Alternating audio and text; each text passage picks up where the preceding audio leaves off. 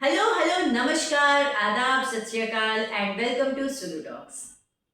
इससे पहले कि मैं आज एपिसोड स्टार्ट करूं, मैं आप लोगों को कुछ हेडलाइंस पढ़ के सुनाना चाहती हूँ। ध्यान से सुनिएगा। मरने से पहले निशा ने पति पर जबरन तेजाब पिलाने का आरोप लगाया, जिसके चलते गर्भवती निशा और उसके अजन्मे बच्चे की मौत हो गई।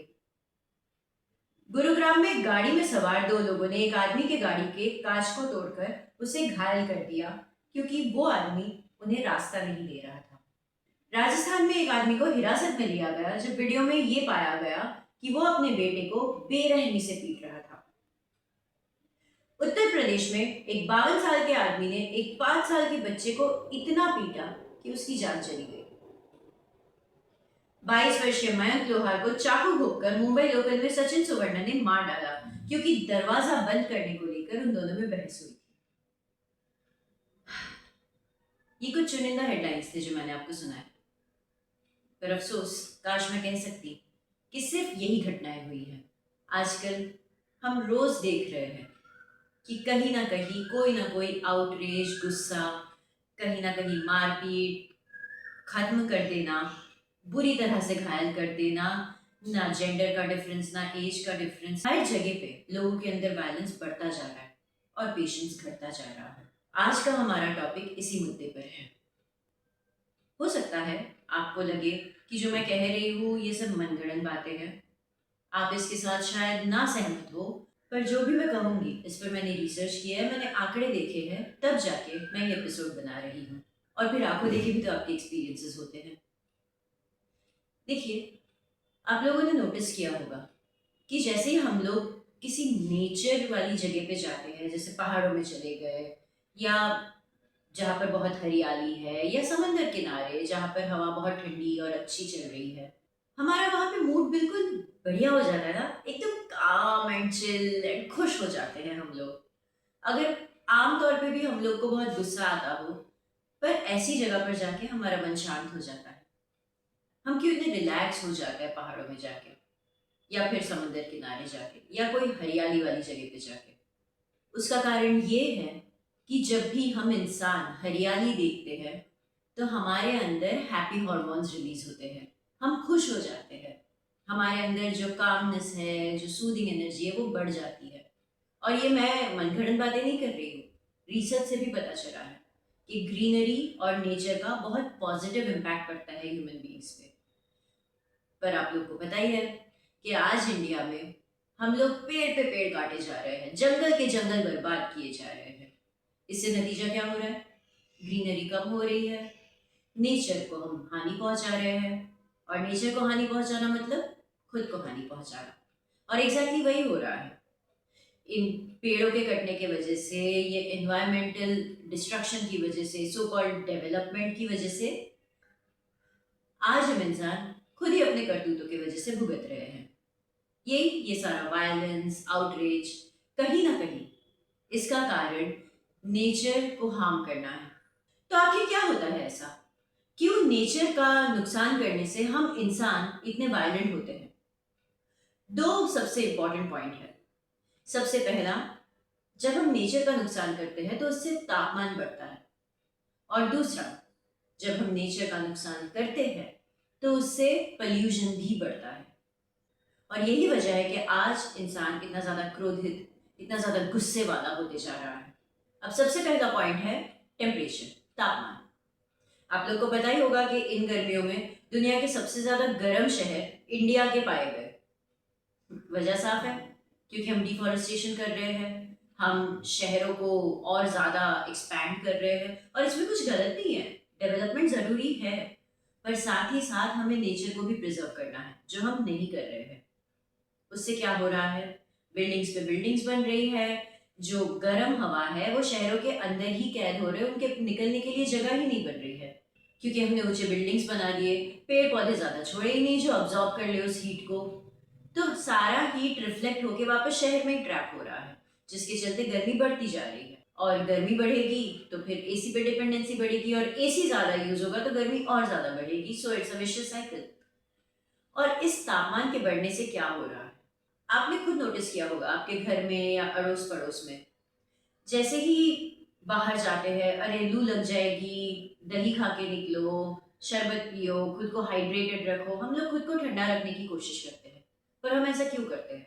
क्योंकि जैसे ही तापमान बढ़ेगा, हमारे शरीर पे असर पड़ता है। इस बढ़ते तापमान का ऐसा असर हो रहा है कि इंसान सिर्फ और सिर्फ बाहर से ही नहीं बीमार पड़ रहा है, अंदरूनी तौर पे बीमार पड़ रहा है। हम इतने ज्यादा माइक्रोस्कोपिक लेवल पे बीमार पड़ते जा रहे हैं, जिसका असर कहीं ना कहीं हमारे बिहेवियर में दिख रहा है। पर बस अफसोस ये है कि हम लोग इस बात पर चर्चा क्यों करें?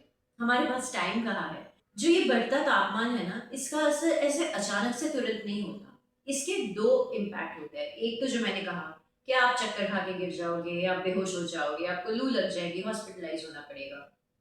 लेकिन इस बढ़ते तापमान के चलते हमारे शरीर के अंदर भी बहुत सारे चेंजेस आते हैं।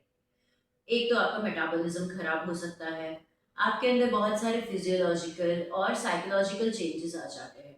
क्योंकि बढ़ते तापमान की वजह से आपके अंदर का जो फंक्शनिंग है, हमारा जो शरीर है वो अंदर से दरअसल एक मशीन है। ये मशीन जो है ना, ज़्यादा हाई टेम्परेचर में परफॉर्म नहीं कर पाता है। जैसे हमारा कंप्यूटर है, क्यों हम लोग हमेशा जो बड़े बड़े कंप्यूटर्स है, ऑफिसेज है, वहाँ पे एसी लगाना प्रेफर करते हैं? क्योंकि कंप्यूटर का जो सीपीयू है वो ठंडा रहे। जैसे ही गर्म हो जाएगा ना, उसमें प्रॉब्लम्स होने लगेगी, उसका फंक्शनिंग खराब हो जाएगा। ठीक उसी तरह हमारा शरीर भी है, जो एक मशीन है, जो बहुत सारे छोटे छोटे छोटे छोटे वेन्स और आर्टरीज से बना हुआ है। और उसी से हमारा जो पूरा न्यूरोलॉजिकल सिस्टम है, हमारा जो पूरा नर्वस सिस्टम है, वो बनता है। और ये अलग अलग वेन्स एंड आर्टरीज हमारे पूरे सिस्टम को कनेक्टेड रखते हैं। पर जब तापमान बढ़ता है, तो हमारे बॉडी की फंक्शनिंग बिगड़ने लग जाती है। जैसा मैंने कहा, कई बार पाचन शक्ति खराब हो जाता है, कई बार हम मानसिक तौर पे चिड़चिड़े गुस्से वाले हो जाते हैं। और इसके पीछे सारा कारण है टेम्परेचर। आप लोग को पता ही होगा, डीएनए, हर इंसान के अंदर डीएनए होता है, हर प्राणी के अंदर डीएनए होता है। तो ये डीएनए क्या है? अगर मैं आपको लेमैन लैंग्वेज में समझाऊं, तो डीएनए हमारे शरीर के अंदर वो सबसे जरूरी पदार्थ है जो हम कैसे होंगे उसको निर्धारित करता है। हमारे डीएनए की वजह से हमारे नैन नक्श कैसे होंगे, हमारा स्वभाव कैसा होगा, हम में कौन सी बीमारियां होगी, हम में कौन सी अच्छाइयाँ होगी, कौन सी बुराइयां होगी, ये सब कुछ डीएनए से निर्धारित होता है। डीएनए का स्ट्रक्चर आपने बहुत सारे फोटोज में या फिल्मों में देखा ही होगा। अब ये समझ लीजिए, जैसे दो मोटी रस्सियों को हमने छोटे छोटे धागों से बीच में से बांध रखा है। और रिसर्च से पता चला है, और ये रिसर्च मैंने नहीं किया, ये रिसर्च ऑक्सफोर्ड समेत बहुत सारे इंस्टीट्यूट्स ने किया है डीएनए के ऊपर, कि जब तापमान बढ़ता है तो डीएनए जो है वो मैल फंक्शन करने लगता है। उसके जो वो जॉइंट्स है ना, जो छोटे छोटे धागे आपको बता रही थी जो रस्सी को बांध के रखते हैं, उसमें असर पड़ने लगता है। और जब तापमान 45 डिग्री से ज्यादा बढ़ जाता है ना, तो हमारा डीएनए जो है वो डीजेनरेट, मतलब अलग थलग पड़ जाता है। अब डीएनए ही अगर अलग थलग पड़ गया, जो हमारे शरीर का पूरा पूरा मामला डिसाइड करता है, तो सोचिए, क्या उससे हमारे बॉडी पे फर्क नहीं पड़ेगा? और इंडिया में तो ज्यादा से ज्यादा शहर आज 40-45 के टेम्परेचर को टच कर ही रहे हैं, चाहे वो नॉर्थ हो, ईस्ट हो, वेस्ट हो, साउथ हो। तो ये गर्मी जब बाहर हम एक्सपीरियंस कर रहे हैं, कहीं ना कहीं हमारे बॉडी पे ये गर्मी इम्पैक्ट करती है। और इसके इम्पैक्ट से हमारा जो डीएनए है वो डीजेनरेट होने लगता है, और हमारे बॉडी का जो न्यूरोलॉजिकल फंक्शनिंग है, जो नर्वस सिस्टम है, वो भी ब्रेक डाउन होने लगता है। और इस वजह से हमें शायद ये रियलाइज नहीं होता, क्योंकि हमारे पास इतने एडवांस्ड रिसोर्सेज नहीं है कि हम ऐसे टेस्ट कर सके जिससे गर्मी के कारण आपके अंदर ये प्रॉब्लम हुई, इसको हम आज निर्धारित कर सके। हाँ, हम लोग डायबिटीज, कैंसर, ये सब का की जांच तो कर सकते हैं, क्योंकि उससे बड़े लेवल पे हम पे इम्पैक्ट पड़ता है। पर गुस्सा करना, चिड़चिड़ा होना, ये अभी भी हमारे लिए एट अ सोसाइटल लेवल कोई बड़ी प्रॉब्लम नहीं हुई। तो इसीलिए अभी तक हमने इसे एक बहुत बड़ी चुनौती के तौर पे देखा ही नहीं है। जिस दिन देखने लगेंगे, शायद हमारे पास ऐसे डिवाइसेस आ जाएंगे जिससे हमें पता चलेगा, ओ, बढ़ते तापमान की वजह से इसके अंदर ये चेंजेस आ रहे हैं, ये वायलेंट होती जा रही है या होता जा रहा है, ये कभी भी किसी को मार पीट सकते हैं, यहाँ तक कि उनकी जान भी ले सकते हैं। कितने अफसोस की बात है ना, हर आए गए दिन इतने सारे केसेस देख रहे हैं, पर फिर भी हमारे देश में अभी भी इसे एक इमरजेंसी के तौर पे नहीं देखा जा रहा, इसके तरफ कोई काम नहीं किया जा रहा। ये तो थी टेम्परेचर की बात। अब बात करते हैं पॉल्यूशन की। देखिए पॉल्यूशन जो है हमारा इंडिया फेमस है। हमारे यहाँ आपको हर चीज में पॉल्यूशन मिलेगी ना। कोई कंप्लेन नहीं कर सकता कि अरे भाई सिर्फ हवा में पॉल्यूशन है, पानी और खाना तो साफ है। ना ना ना, हमने हवा, पानी, खाना हर चीज को प्रदूषित कर दिया है। जैसा आपको कहा, हम पेड़ पौधे काटे जा रहे हैं, उससे क्या हो रहा है, हवा प्रदूषित हो रही है। क्योंकि हम हर आए गए दिन पेट्रोलियम का इस्तेमाल तो कर ही रहे हैं। हम गाड़ियों पे, ट्रांसपोर्ट पे इतने ज़्यादा डिपेंडेंट है जो पेट्रोलियम से चलता है, जिसके चलते इतने सारे गैसेस हवा में रिलीज होते हैं। और क्योंकि हमारे पास इतने पर्याप्त पेड़ नहीं है, पर्यावरण नहीं है, तो हवा में पोल्यूटेंट्स रहते हैं। इन पोल्यूटेंट्स के चलते क्या होता है, अब आपको, आपने देखा ही होगा दिल्ली में सर्दियों में, यहाँ तक कि अब मुंबई में भी सर्दियों में जो PM2.5 जो पार्टिकल्स हैं, ये अगर हमारे शरीर में जाते हैं थ्रू ब्रीदिंग, तो इससे कितना ज़्यादा असर होने लगा है। क्या बुजुर्ग, क्या बच्चे, सब लोग बीमार पड़ने लगे हैं। यहाँ तक कि लोगों की जान भी जाने लगी है। Breathing problem, cardiovascular diseases, lungs में प्रॉब्लम, ये सब तो है ही। बट कहीं ना कहीं ये पोल्यूटेंट्स हमारे बॉडी में टॉक्सिन्स की तरह फैल रहे हैं। जब ये हमारे खून में मिलते हैं तो हमारे बॉडी का जो नॉर्मल फंक्शनिंग है उस पर फर्क पड़ता है, और इस वजह से हमारे ब्लड स्ट्रीम में टॉक्सिन्स बढ़ जाते हैं। आपको पता ही होगा, टॉक्सिन्स जब बढ़ जाते हैं ना, तो हमारे बॉडी के जो ज़रूरी पदार्थ है, जो मिनरल्स है, प्रोटीन्स है, विटामिन्स है, उन पर असर पड़ता है। क्योंकि हमारा बॉडी फिर उनको ऑब्जॉर्व करने के बजाय टॉक्सिन्स को ऑब्जॉर्व करने लगता है। और जब ये होता है तो सीधा असर हमारे दिमाग पे पड़ता है, हमारे मस्तिष्क पे, हमारे न्यूरोलॉजिकल सिस्टम पे, जो हमें एक संभला हुआ, ठंडे दिमाग का इंसान बनाते हैं। इनका लॉन्ग टर्म असर होता है। ऐसा नहीं हुआ कि आज आपने प्रदूषित हवा अंदर ली तो फिर बस आप अचानक से ऐसे एकदम राक्षस बन गए। नहीं नहीं नहीं, 10 साल, 15 साल, 20 साल, 40 साल तक आप उसी प्रदूषित हवा में जी रहे हो। आपके अंदर वो टॉक्सिन्स भरते जा रहे हैं, भरते जा रहे हैं। कहीं ना कहीं आपके ब्रेन, आपके जो सेल्स है, उस पर असर पड़ रहा है। और यही वजह है कि आजकल हमारे आसपास हम इतना वायलेंस देख रहे हैं। लोगों के अंदर पेशेंस खत्म हो रहा है, टॉलरेंस खत्म हो रहा है। ठीक उसी तरह जब ये पोल्यूटेंट्स सिर्फ हवा से नहीं, पानी से और खाने से भी हमारे शरीर में जा रहे हैं। हमारे नदी नालों को हमने कंटेमिनेट करके रखा है। सारे के सारे industrial waste without any filtration, without any treatment हमारे नदियों में जा रहे हैं। तो फाइनली वो सारे पोल्यूटेंट्स क्या है, वो केमिकल्स है। और जब वो केमिकल्स हमारे बॉडी में जाते हैं, जिसकी एक्चुअली हमें जरूरत नहीं है, हमारे शरीर को दूसरे एलिमेंट्स की जरूरत है, केमिकल्स की नहीं। तो वो केमिकल्स जब जाते हैं तो वो ये समझ लीजिए जैसे कि E20, हमारी गाड़ी पेट्रोल पे चलती है। अब सोचिए अचानक से हम लोग उसमें इथेनॉल डाल दिए, तो हमारी गाड़ी पगला जाएगी ना कि अरे ये क्या हो गया, मैं तो पेट्रोल पे चलने वाला चीज हूँ, ये अचानक से मुझे ये गन्ने के जूस पे क्यों चला रहे हैं। ठीक उसी तरह हमारी बॉडी को एलिमेंट्स की, मिनरल्स की जरूरत है। अचानक से इतने सारे केमिकल पोल्यूटेंट्स चले जाएंगे तो हमारी बॉडी पगला जाएगी, अरे ये क्या हो रहा है, ये सब चीजों की तो मुझे रिक्वायरमेंट ही नहीं है। पर अब हम दे रहे हैं उसे, तो उसे चलते तो रहना ही है, क्योंकि वो मशीन है। वो तो तभी बंद होगा जब हम बंद हो जाएंगे। तो हमारी बॉडी फंक्शन तो करती है, पर उसका कहीं ना कहीं हमें खामियाजा तो भुगतना पड़ता है, जिसे हम लोग साइड इफेक्ट कहते हैं। तो ये पोल्यूटेंट्स जब हमारे शरीर में जा रहे हैं तो उसका साइड इफेक्ट क्या हो रहा है, हमारा जो साइकोलॉजी है, जो ब्रेन है, वो अब गलत तरीके से फंक्शन करने लग गया है।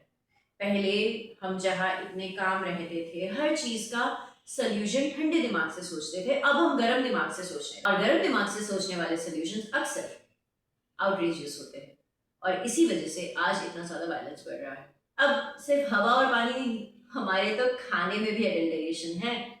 जो पोल्यूशन है, एक तरह से देखा जाए तो वो खाने में भी है, क्योंकि हम फेक पनीर बना रहे हैं, फेक ये फेक वो, हर चीज में मिलावट हो रही है।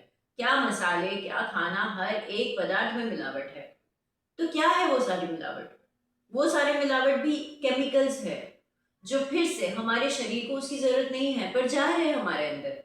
हम तो ये सोच रहे हैं कि अरे वाह, हम तो अच्छा खाना खा रहे हैं, हम तो शरीर को खाना दे रहे हैं, खाने की तो शरीर को जरूरत है, हाँ जरूरत है, पर उसके साथ वो केमिकल्स भी जा रहे हैं।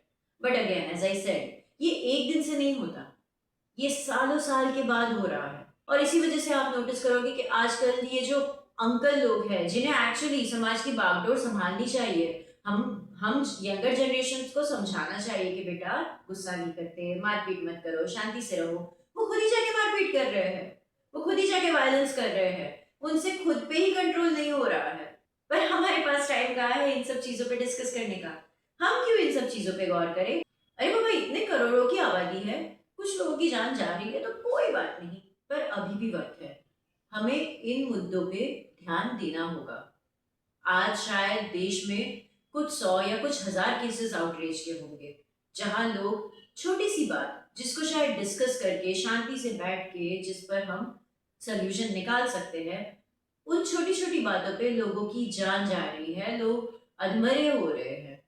आज शायद ये केसेस कुछ 100 या हजार है, पर धीरे धीरे ये बढ़ता जाएगा, क्योंकि जैसे जैसे टेम्परेचर बढ़ेगा हमारे बॉडी में ये पोल्यूशन का असर बढ़ेगा, हम न्यूरोलॉजिकली बहुत ही अनस्टेबल होने लगेंगे। अब इसका सिंपल सा एक कंपैरिजन कर लीजिए। बाहर के देशों में, खासकर जैसे जो यूरोपियन कंट्रीज हैं, वहाँ के लोगों को देखिए, वो तो इतने ज़्यादा ओवर इमोशनल नहीं हो रहे, इतने एरोगेंट नहीं हो रहे। जरा सी क्या गाड़ी को टच भी हो गई या बगल से भी गुजर गई, वो उतर के ए तूने ऐसा क्यों किया और करके मारने पीटने नहीं लग जाते। और ऑफ कोर्स ये टेम्परेचर और पोल्यूशन के अलावा भी बहुत सारे सोसाइटल मुद्दे हैं, जिसके चलते आज हम लोग इतने आउटरेजियस, इतने आक्रोशित होते जा रहे हैं। हम इंडियंस हैं, हम हमारे सिनेमा से बहुत प्यार करते हैं और उससे बहुत ज्यादा प्रेरित होते हैं। और आजकल की फिल्में कैसी बन रही है?